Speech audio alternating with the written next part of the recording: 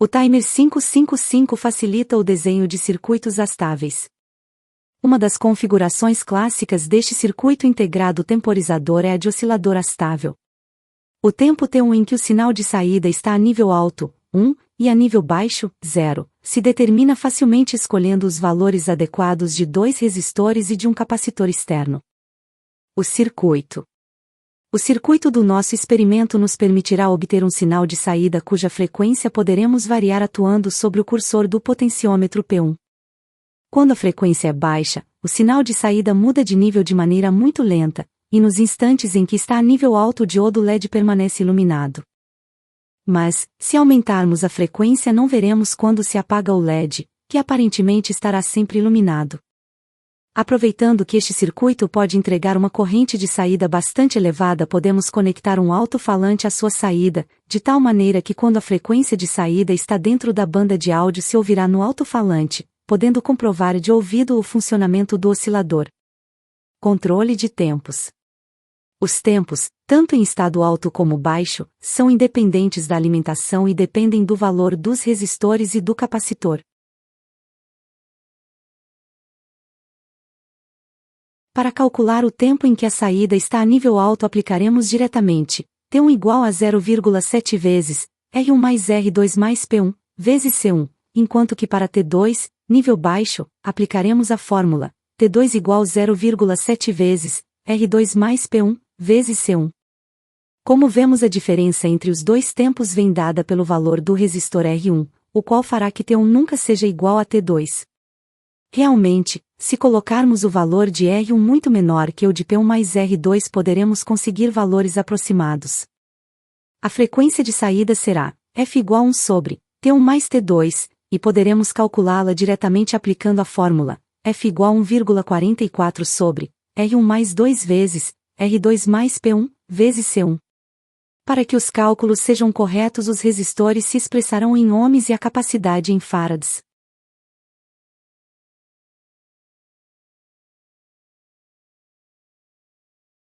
Colocação em marcha.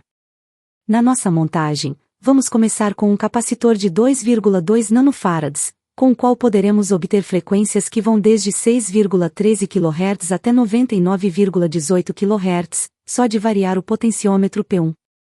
As frequências são bastante altas, para que se possa perceber o piscar do LED que permanecerá sempre aceso.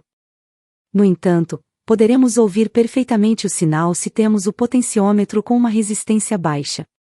Sabemos que o ouvido é capaz de perceber frequências de até 16 kHz, e se temos um ouvido muito agudo, até 18 kHz. Portanto, se partimos de um resistor de 0 em P1, poderemos recorrer todas as frequências à medida que vamos aumentando seu valor até que deixamos de ouvi-lo, já que podemos alcançar frequências de 99 kHz.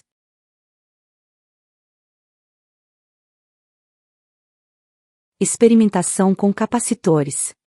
Vamos ver qual é o efeito que se produz se mudamos o capacitor C1 de 2,2 nanofarads por outro de 100 nanofarads.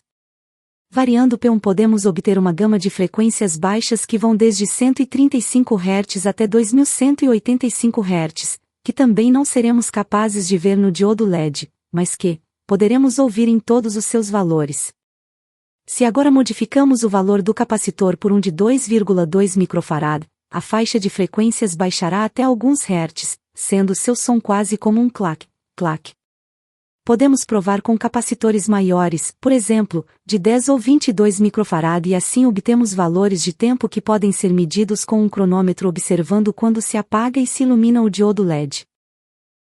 Experimentação com resistores.